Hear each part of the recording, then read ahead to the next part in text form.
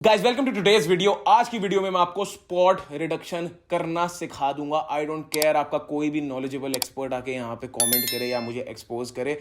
I don't absolutely give a damn because there are evidences that prove कि spot reduction possible है। हाँ, अगर आप एकांश तनेजा के मुंह से सुनना चाहते हो तो मैं आपको ये बताऊंगा anecdotally speaking, after coaching 5000 plus people all over the world, जितनी भी ट्रांसफॉर्मेशन मैंने कराई है, अगर आप फैट लॉस कर चुके हो ऑलरेडी फिर भी आपका जो बेली है वो पाउचिंग रह गया और आप सब कुछ करके देख चुके हो पर आपकी पूरी बॉडी की फैट ड्रॉप करने के बाद भी बेली अंदर नहीं घुसा पा रही है, then there is a problem. तो वो प्रॉब्लम इन चारों चीजों में से कुछ भी हो सकती है। Either your body has a lot of oxidative stress, या फिर आपको इंसुलिन रेजिस्टेंस हो रही है, या फिर आपका लिवर स्ट्रेस में जिसकी वजह से आप पूरे टाइम ब्लोटेड रहते हो, या फिर आपको कोई डाइजेस्टिव डिसऑर्डर है जैसे कि इरिटेबल बाउल सिंड्रोम, जिसकी वजह से शाम तक आते आते आपका पेट गैसी हो जाता है बिल्कुल। तो क्या फायदा ऐसे फैट लॉस का जिसके बाद भी आप मोटे लग रहे हो। तो एक थंब रूल याद रखो, अगर आप एक मेल हो तो आपकी बेली 35 इंचेस मतलब कि 88 सेंटीमीटर से ऊपर नहीं होनी चाहिए, और अगर आप एक फीमेल हो तो 100 सेंटीमीटर से ऊपर मतलब कि 40 इंच से ऊपर नहीं जानी चाहिए। अगर ऐसा है कि आप मैक्स ब्लोटेड स्टेट पे रात को आपका बेली 35 इंच क्रॉस कर रहा है अगर आप एक मेल हो, और 40 इंच क्रॉस कर रहा है अगर आप एक फीमेल हो,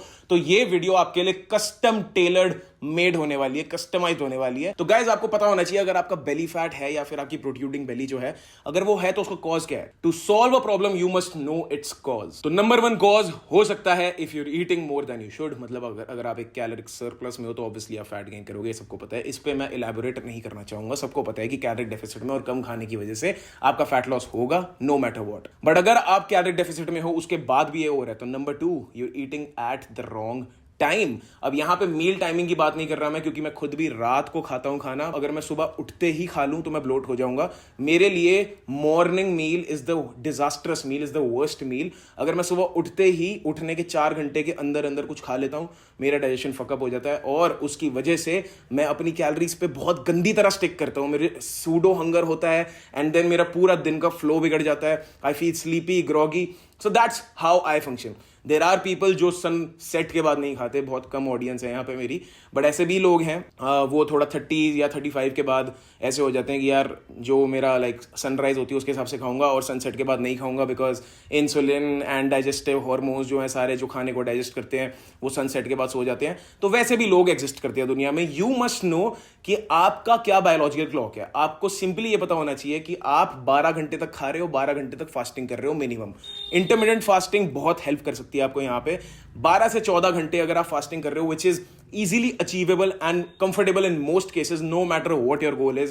Either you're a power lifter, bodybuilder, fitness enthusiast या normal general health भी चेस कर रहे हो, तो 12 से 14 घंटे की फास्टिंग तो आपको करनी चाहिए, मिनिमम 12 घंटे तो करनी चाहिए। तो मतलब कि अगर आपने लास्ट मील रात के 11 बजे खाया है तो अगले दिन सुबह उठने के बाद आप थोड़ा वेट करो एंड सुबह 11 बजे ही आपका ब्रेकफास्ट होना चाहिए। उससे पहले अगर कर रहे हो तो कोई दिक्कत नहीं है, पर अगर आप फास्टिंग करते हो you will drastically feel the difference कि आपकी बेली जो है आपको थोड़ी छोटी अपीयर करेगी, बिकॉज जब आपकी बेली में खाना नहीं होगा तो जितनी देर तक आप उसको फास्टिंग में रखोगे तो वो टेम्परेरीली और ज्यादा श्रिंक करेगी। ये मेरे कहने पे करके देखना कि अगर आपने फास्टिंग करी 12 से 14 घंटे तक और उसके बाद आपने फोटो खिंचवाई वर्सेस आपने सुबह उठते ही कुछ खा लिया एंड देन आपने फोटो खिंचवाई, obviously you will appear leaner in the earlier case. तो अब यहां पे मैं आपको फास्टिंग के लिए क्यों एनकरेज कर रहा हूं, बिकॉज इंसुलिन जो हमारा हार्मोन है उसको ओवर यूज करना आपको दिक्कत दे सकता है। उसको आप ओवर यूज करोगे तो उसकी वजह से, अब इंसुलिन होता क्या है यार, मैं आपको ना सिंपल भाषा में मैकेनिज्म समझाता हूं इंसुलिन का। इंसुलिन एक हार्मोन है जो आपके पैंक्रियाज में प्रोड्यूस होता है, तो पैंक्रियाज उसे रिलीज करती है जब भी आप कुछ खाते हो। फॉर एग्जाम्पल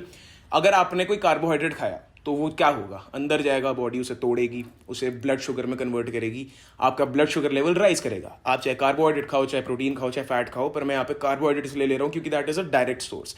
उसको तोड़ने में बॉडी को कोई मेहनत नहीं लगती। कि जब आपका ब्लड शुगर लेवल राइज करेगा, इंसुलिन एक सिक्योरिटी गार्ड की तरह है, क्योंकि आपका ब्लड शुगर लेवल अगर बहुत लंबे टाइम तक राइज हो रहा है तो वो आपको ऑक्सीडेटिव स्ट्रेस भी बढ़ाएगा, आपको डायबिटीज भी हो सकती है, आपका लिवर भी खराब हो सकता है, आपको दुनिया भर की बीमारियां हो सकती हैं। तो इंसुलिन का काम ये है कि वो आए और आपके मसल सेल्स और फैट सेल्स को खोल दे, और वो जो ब्लड शुगर, जो शुगर ब्लड में आपके घूम रहा है एक्सेसिव, वो मसल सेल्स और फैट सेल्स में सोकअप हो जाए ताकि आपका ब्लड शुगर लेवल कम हो जाए। सो इंसुलिन एक की की तरह, एक चाबी की तरह। अगर आपका इंसुलिन ही खराब हो जाए, मतलब कि पैंक्रियाज प्रॉपरली इंसुलिन रिलीज नहीं कर पा रहा है, जो इंसुलिन ओवर यूज की वजह से होता है कि आप पूरे दिन ही खाए जा रहे हो और बहुत ही ज्यादा गंदा खाना खाए जा रहे हो, बहुत ज्यादा कैलोरीज खाए जा रहे हो, तो एक टाइम पे आके इंसुलिन रेजिस्टेंस होने लग जाती है कि इंसुलिन कहता है भाई बस मैं थक चुका हूं, अब तू ब्लड शुगर लेवल बढ़ाई जा, मैं सो रहा हूं जाके।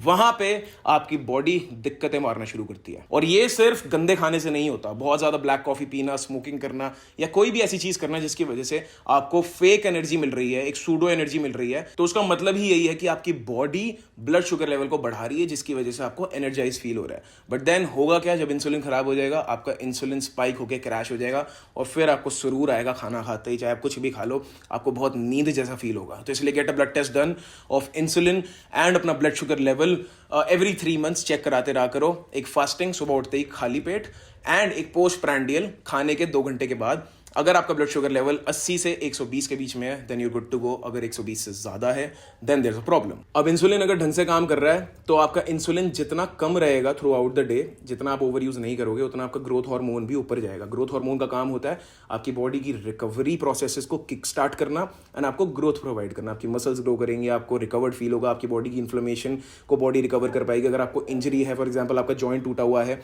तो तब भी आपको इंसुलिन का ध्यान रखना है। इसीलिए ही जो डायबिटिक पेशेंट्स होते हैं और उनको कोई बीमारी होती है तो वो ज्यादा जल्दी रिकवर नहीं कर पाते और उनकी इम्यूनिटी डाउन होती है। वहां पे अगर आप अपने थोड़े से खाने को ट्वीक कर दो एंड इंटरमिटेंट फास्टिंग को इन्वॉल्व कराओ, आपकी रिकवरी बहुत ज्यादा बढ़ जाएगी। तो इसलिए जो भी बंदा कहता है कि ओ माय गॉड तू खाली पेट क्यों है, तू खाना क्यों नहीं खा रहा, खाना खाने से तो रिकवरी होगी, दैट्स बुलशिट। आपका 8 से 12 घंटे का ईटिंग पीरियड होना चाहिए। इससे ज्यादा अगर आप ईटिंग पीरियड रख रहे हो तो आपको आज नहीं तो कल अपनी जिंदगी में कुछ प्रॉब्लम्स फेस करनी पड़ेंगी। ये आप किसी भी एक्सपर्ट से पूछ लो जो एक्चुअली में इंटरमिटेंट फास्टिंग को प्रैक्टिस करता है, या हमारे ऋषि मुनि अर्ली एजेस में हमारे एंसेस्टर्स भी थे, they used to eat just 1 to 2 meals a day, but then obviously our lifestyle doesn't allow us to eat that. और हमारे गोल्स भी अब थोड़े अलग हैं, हमारे बॉडी बिल्डिंग भी करनी है, मसल भी ग्रो करनी है, तो इसीलिए 12 घंटे की फास्टिंग करो मेरे कहने पे। Okay report. और जब भी आप अपना कोई भी मील खाते हो तो आपको ये पता होना चाहिए कि उसके अंदर सब कुछ बैलेंस्ड है। तो जो glycaemic load of the meal है वो इतना ज़्यादा ना हो कि भाई मतलब बस फट जाए। आपने इतना बड़ा मील खा लिया फास्टिंग करने के बाद भी कि चलो भाई मैंने 12-14 घंटे फास्टिंग कर लिया, अब मैं एक बहुत ही बड़ा सा मील खाऊंगा। जो ट्रेडिशनल यूट्यूब पे स्टूपिड वीडियोस हैं कि इंटरमिटेंट फास्टिंग के बाद मेरा मील ऐसा दिखता है वैसा दिखता है। अपने इंसुलिन की फाड़ो मत, ठीक है, सिंपल भाषा में मारो मत इंसुलिन की। जो भी आपके दिमाग में वर्ड आ रहा है ना, तो वो मत मारो इंसुलिन की। इंसुलिन को थोड़ा रेस्ट दो एंड जितना कम यूज में आप अपना मैक्सिमम बेनिफिट निकाल सकते हो उतना करो। तो अब एक स्ट्रैटेजी बताता हूं आपको। रेजिस्टेंस ट्रेनिंग, वेट ट्रेनिंग या कोई भी फॉर्म ऑफ एक्सरसाइज आप करते हो वो आपके इंसुलिन को बहुत ज्यादा हेल्प कर सकता है। अगर आपने फॉर एग्जांपल बहुत बड़ा मील खाना भी है किसी दिन पे, तो उस दिन आप इतनी तगड़ी एक्सरसाइज करके आओ, थोड़ा कार्डियो कर लो, जॉगिंग कर लो, बहुत बढ़िया फुल बॉडी वर्कआउट कर लो कि आपका इंसुलिन जो है ना वो बहुत अच्छे से काम करेगा। और ये स्टडीज में भी बहुत मल्टीपल टाइम्स प्रूव हो चुका है कि resistance training improves insulin sensitivity, क्योंकि आपके मसल की डिमांड को वो बढ़ा देता है। तो एक तरह से आप जितना भी खाना खाओगे एक अच्छे वर्कआउट के बाद, वो आपके मसल सेल्स सोकअप करेंगे, आपके फैट सेल्स नहीं करेंगे, तो आप मोटे होने के चांसेस, आपके बेली फैट बढ़ने के चांसेस कम हो जाएंगे। इसीलिए जो बॉडी बिल्डर्स बल्किंग पे होते हैं वो इतना सारा खाना खाते हैं, पर अगर आप एक नॉर्मल जनरल ह्यूमन बीइंग हो जो सिर्फ वॉक करता है, वो उतना खाना खाए तो आप मोटे हो जाते हो। That is the only reason, because वो रेजिस्टेंस ट्रेनिंग करते हैं, जिसकी वजह से उनकी मसल में डिमांड पैदा होती है। और वो जो की है इंसुलिन, वो सबसे पहले मसल्स के दरवाजे खोलती है ताकि आपका वो सारा का सारा खाना मसल में घुसे, which is what you call nutrition partitioning ability of the body. कि बॉडी को पता होगा कि ये सारा का सारा खाना न्यूट्रिशन मुझे पहले वहां पे भेजना जहां पे रिकवरी की जरूरत है, which is your muscle, and then fat cells की बारी आएगी। And solution number 3 is intuitive eating for 2 weeks। अब इसमें क्या करना है, आपने अपने आप को लेट लूज कर देना है, कोई ध्यान नहीं देना, कुछ नहीं देना। इस वीडियो के बाद अपने आप को ये बोलना, अगर आप लॉस्ट फील कर रहे हो, कि आपने एक नोटपैड खोलना है अपने फोन में या कोई नोटपैड ले लो एंड आपने अपनी बॉडी को समझना है कि भाई मैं सुबह उठता हूं तो कितने बजे मुझे भूख लग रही है एक्चुअली में, without caring about the calories और स्टफ। जस्ट आपको ये वाले रूल्स याद रखने हैं कि आप सिर्फ क्लीन एंड अनप्रोसेस्ड स्टफ खाओगे अगले 14 दिन तक। Take it as a challenge. कोई शुगरी स्टफ नहीं, कोई अनहेल्दी जंक फूड नहीं। आप सबसे पहले अपने फाइबर, प्रोटीन और माइक्रोज को प्रायोरिटाइज करोगे, उसके बाद आप फैट, प्रोटीन का जो मैक्रोन्यूट्रिएंट्स आते हैं उन्हें प्रायोरिटाइज करोगे। तो प्रोटीन और फाइबर तो आपने करना ही करना है। उसके बाद आपने माइक्रोज मतलब कि सैलेड, फ्रूट्स, वेजिटेबल्स, इस चीज में आपने इन्वेस्ट करना है। उसके बाद आपने अपनी प्लेट और अपनी जो पूरा का पूरा मील है या पूरे दिन में आपने जो खाना है थोड़ा बहुत आपने फैट खा लिया, 10 से 20 ग्राम सैचुरेटेड फैट खा लिया, थोड़ा अनसैचुरेटेड फैट खा लिया, कार्बोहाइड्रेट आपने कॉम्प्लेक्स कार्ब्स खा रहे हो, या फिर अगर आप वाइट राइस भी खा रहे हो तो उसे मील के साथ खा रहे हो। तो बेसिकली आपने एक मॉडरेट ग्लाइसेमिक लोड वाला मील खाना है, हर एक मील। एवरी 2 to 3 आवर्स आपने अपने आप को एक प्रोटीन फीडिंग देनी है। पूरे दिन में आपने 15 से 20 ग्राम फाइबर खाना है, जो कि मिक्स होगा इनसॉल्युबल और सॉल्युबल फाइबर का, that can come from vegetable, fruits and even isabgol. और डिटेल्ड नॉलेज के लिए यहाँ पे आपके स्क्रीन पे ये वीडियो आ रही होगी, यूट्यूब पे टाइप करना, आपके सामने वीडियो आ जाएगी, ये देख लेना, सब समझ जाओगे आपको अपनी डाइट में क्या खाना है अगले 14 दिन तक। अब आपने यहाँ पे अपने आप पे रिस्ट्रिक्शन नहीं डालनी कि मुझे इतनी कैलोरीज ही खानी है या इतनी क्वांटिटी खानी है। आपने देखना है और नोट डाउन करना है, पूरे सुबह से लेकर रात तक का 14 दिन तक आपने नोट डाउन करना है। थोड़ी मेहनत का काम है पर कर लो, अपने लिए ही है कि आपने सुबह कितने बजे क्या खाया, उसके बाद आपको क्या भूख लगी, आपने क्या खाया क्या नहीं खाया। आपके पास जब 14 दिन का डेटा आ जाएगा ना, आपको सब समझ आ जाएगा कि आपकी बॉडी रिएक्ट कैसे करती है। उन दिनों पे जब आप कम सोए हो, उन दिनों पे जब आपका बर्नआउट ज़्यादा था, आपने ज़्यादा फिजिकल एक्टिविटी करी, उन दिनों पे जब आपने कम फिजिकल एक्टिविटी करी पर आपका मेंटल स्ट्रेस लेवल ज़्यादा था, तो आपके पास सारा का सारा डेटा आ जाएगा। एक हेडिंग दे देना एवरी डे कि आप कैसा फील कर रहे थे उस दिन, at the end of the day, कि भाई आज मैं ऐसा फील कर रहा था एक डायरी एंट्री की तरह, और मैंने ये सब खाया।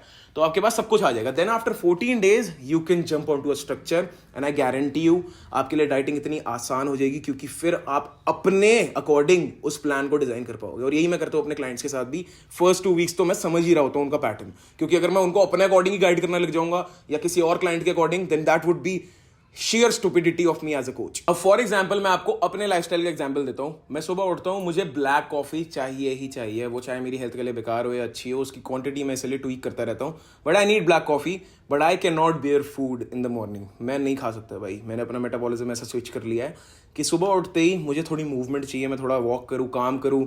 उस टाइम मेरा हाई अलर्ट मोड है, तो मैं उस टाइम नहीं खा सकता। बट जब उसके बाद मेरा काम धंधा हो गया और उसके बाद मैंने अपना वर्कआउट लगाया या फिर फास्टेड कार्डियो लगाया, then I need a good meal, a good breakfast that has healthy fats, all the nutrients, specifically choline, selenium, fiber, जो मेरे ब्रेन हेल्थ के लिए भी अच्छे हैं, डाइजेशन के लिए भी अच्छे हैं। Then I start my day, and then फिर मैं एक अच्छा सा लंच करता हूँ 4 घंटे के बाद, चाहे वो शाम के 5-6 बजे हो, I don't care.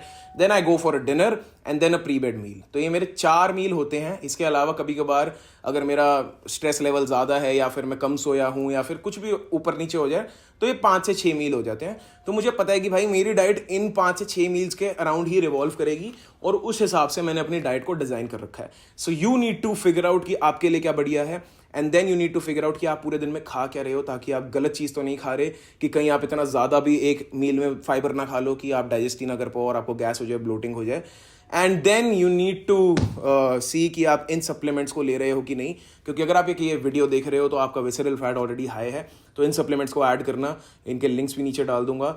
And I also need to create a bridge between me and you. तो मैं आपकी हेल्प करना चाहता हूँ फ्री में। तो मैंने एक आइडिया निकाला है, देखते हैं ये काम करता है कि नहीं, कि आप इंस्टाग्राम पे जब भी आपको कोई मील में कन्फ्यूजन है कि ये मैं खा रहा हूँ, क्योंकि मुझे ऐसा होता था जब मैं अपने बडिंग फेजेस में था कि यार काश कोई अप्रूव करने के लिए होता है कि ये जो मैं खा रहा हूँ ये सही भी है कि नहीं, क्योंकि मेरे दिमाग में चॉइसेस होती थी कि यार मैं ब्रेड खाऊँ या चावल खाऊँ, मैं अंडा खाऊँ या चिकन खाऊँ, मैं पनीर खाऊँ या सोयाबीन खाऊँ, मैं खाऊँ क्या। तो मैं एक मील बनाता था और उसके बाद मेरे को होता था यार काश मैं ये फोटो खींच के किसी लर्नड बंदे को भेज पाता और मुझे फीडबैक दे पाता।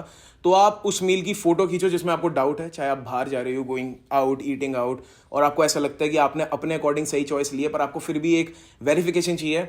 आप उसकी फोटो खींचो, स्टोरी डालो, टैग करो मुझे, और फिर मैं स्टोरी बनाऊंगा, उसको ऐड टू स्टोरी करके उसके अगले स्टोरी में बनाऊंगा एक्सप्लेनेशन देते हुए कि भाई यहाँ पे आप ये चीज़ कर सकते थे, ये चीज़ नहीं कर सकते थे, या फिर अगर परफेक्ट है तो मैं आपको परफेक्ट भी कहूँगा, या उसको आप कैसे और ऑप्टिमाइज कर सकते हो अपने मील क्वालिटी को।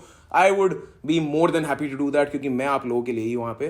तो जितना मैं आपके लिए फ्री में कर सकता हूँ उतना मैं कर रहा हूँ, उससे ऊपर तो यार नहीं कर सकता मैं। And if you actually don't want to make any efforts, तो आप मुझे एज अ कोच हायर कर सकते हो, उसकी डिटेल्स भी नीचे हैं। अगर आपको कोच हायर करने के पैसे नहीं है आपके पास, you can go for the DIY program as well, ताकि आप अपना कोच खुद बन पाओ। DIY is hands down the best program in this whole universe. मैं सीना ठोक के कह रहा हूँ। आप सात्विक पांडे की भी वीडियो देख सकते हो जो पूरी दुनिया को एक्सपोज करता है, उसने भी मेरी तारीफ करी है, मेरे कोर्स की तारीफ करी है, एंड 1000 से ऊपर लोगों ने एनरोल कर लिया है। तो आप मेरे इंस्टाग्राम स्टोरी हाईलाइट्स में जाके DIY FAQ करके स्टोरी हाईलाइट बना हुआ है, वहाँ पे जाकर रिव्यूज़ भी देख सकते हो। इससे ज़्यादा क्रेडिबिलिटी मुझे नहीं लगता इंडिया में तो एटलीस्ट किसी भी अदर कोर्स की है। सो आप ये सब चीज़ें करो। अगर आपके पास कोई डाउट है नीचे डालना, या आप स्टोरी पे टैग करना। I would love to solve your doubts, मेरा पैशन है। I see you in my next video guys. I love you all. पसंद आई तो वीडियो लाइक करना, किसी को जरूरत है उसके साथ शेयर करना। Bye guys, I love you all.